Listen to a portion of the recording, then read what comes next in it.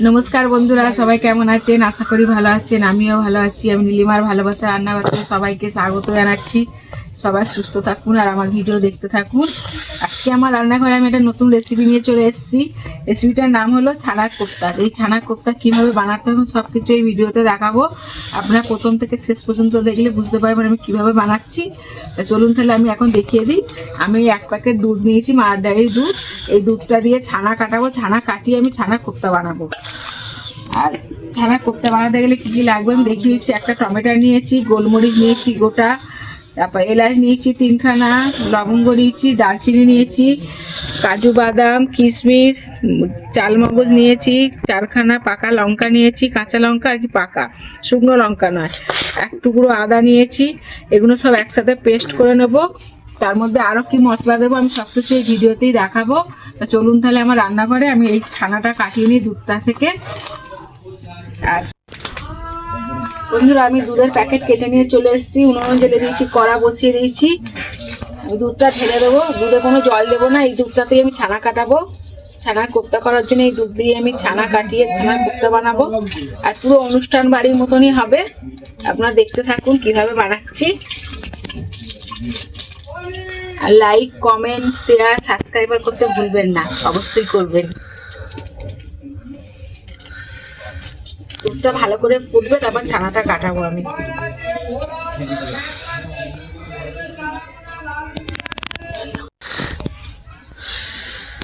এই দেখুন বন্ধুরা, দুধটা খুব সুন্দর ফুটে গেছে। এবার দুধটা ছানা কাটানোর জন্য আমি ভিনিগার নিয়েছি। ঢাকনা 2 ঢাকনা দিয়ে দেবো ভিনিগার।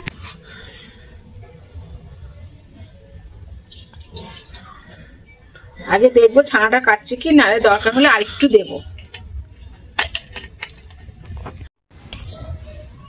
এই দেখুন ছানাটা খুব সুন্দর কেটে গেছে। এই দেখুন কত সুন্দর ছানা কেটে দেখেছেন। আর একটুখানি ভালো করে ফুটিয়ে নিয়ে ছানাটা ছেঁকে নেব।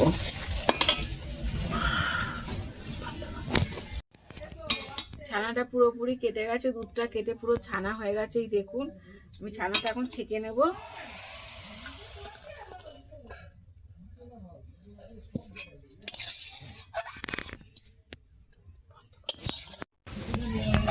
ছানাটা পুরো ছেঁকে নিয়েছি। এই দেখুন ছানাটা এখনো গরম আছে, তো হাতে করে ভালো করে মেখে নেব।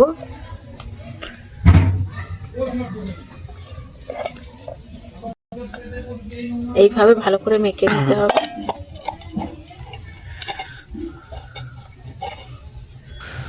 হালকা লবণ দেব।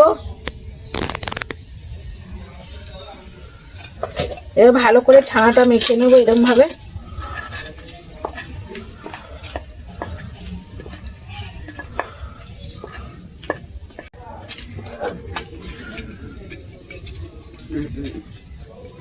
ছানাটা পুরো পাক এসে যাবে, যাতে গোল পাকানো যায়। যেমন রসগোল্লার মতো, রসগোল্লা করতে গেলে যেরকম করতে হয় ওরকমই করে নিতে হবে।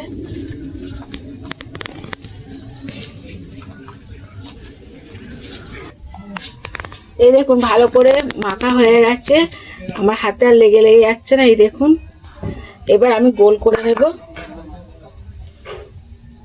আপনারা চাইলে বড়ও করতে পারেন, ছোটও করতে পারেন। এরকম করে নেব, খুব পুরো গোল নয়, এরকম চ্যাপটা চ্যাপটা করে নেব।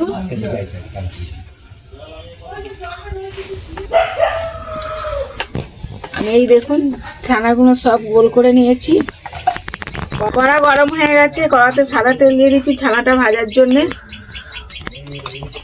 পরিমাণ মতো তেল দিয়েছি। তেলটা গরম হতে হতে এদিকে আমি একটা পেস্ট বানানোর জন্য আমি নিয়ে নিচ্ছি। ধনিয়া গুঁড়ো 1/2 চামচ,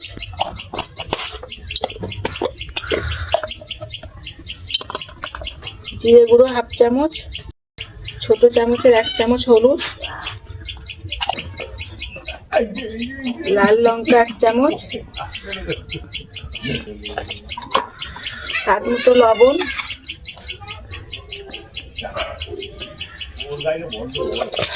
জল দিয়ে একসাথে পেস্ট করে নেব।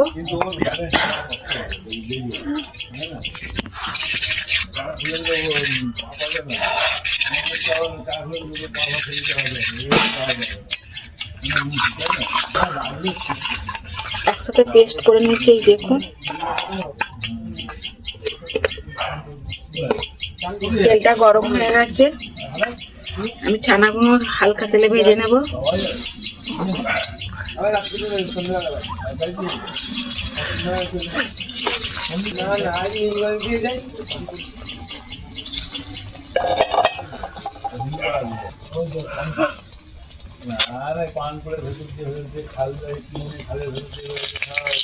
রাস্তায় অনেক লোকজন আছে, কথা বলছে। আমাদের আগেই বলেছি যে রাস্তায় ধারে বাড়ি, সবাই যাওয়া আসা করে, কথা বলে। এক পিট করে ভাজা হয়ে গেছে, এক পিট করে উল্টে ভেজে নেব।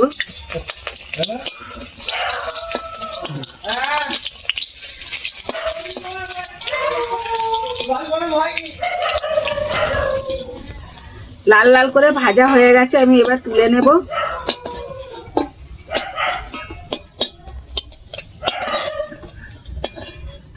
এই দেখুন কত সুন্দর ভাজা হয়েছে, কত নরম হয়েছে দেখুন। এগুলো ভেজে নেব এবার।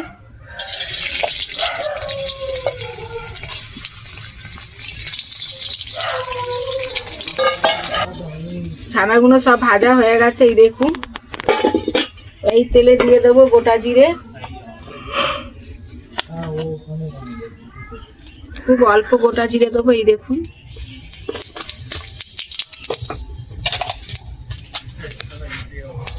টমেটোর, কাজু বাদাম, কিশমিশ যা সবকিছু দেখিয়েছিলাম পেস্ট করা দিয়ে দেব। এবার একটু তেলে কষিয়ে নেব।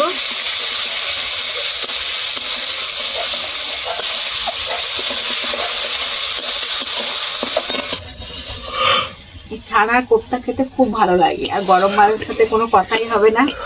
গরম ভাতে তো খুব ভালো লাগে। অনুষ্ঠান বাড়ি যেভাবে করে আমি সেভাবেই করছি, আপনারা প্রথম থেকে শেষ পর্যন্ত দেখলে তাহলে বুঝতে পারবেন কিভাবে বানাচ্ছি। মশলা থেকে এই দেখুন তেল ছেড়ে দিয়েছে, আর একটু সামান্য কষিয়ে নিয়ে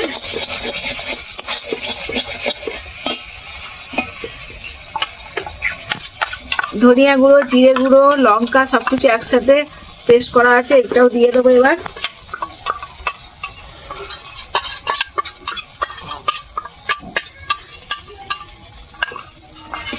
একটু কষিয়ে নেব ভালো করে।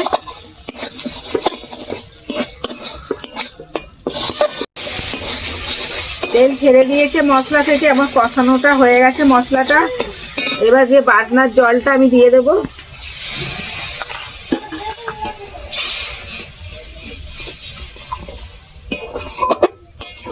আর একটু জল দেব, বেশি জল দিতে লাগবে না। 5 মিনিট মতো ফুটিয়ে আমি ছানাগুলো ভেজে রেখেছি দিয়ে দেবো।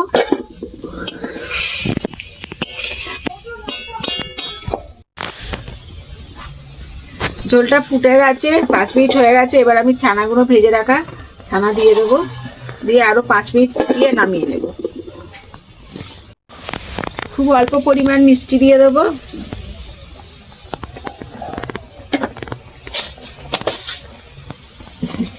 এবার নেড়ে ছেড়ে নামিয়ে নেব। এই দেখুন তো রেডি হয়ে গেছে।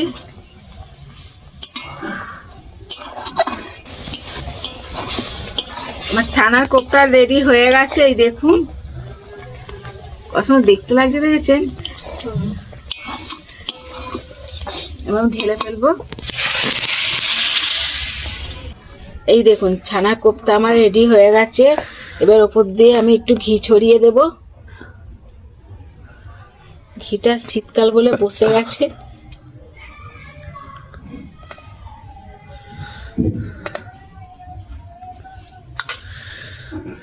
এই দেখুন, তবে আমি যেভাবে বানালাম আপনারাও সেইভাবে বানিয়ে খেয়ে আমাকে কমেন্ট করবেন কেমন লাগলো।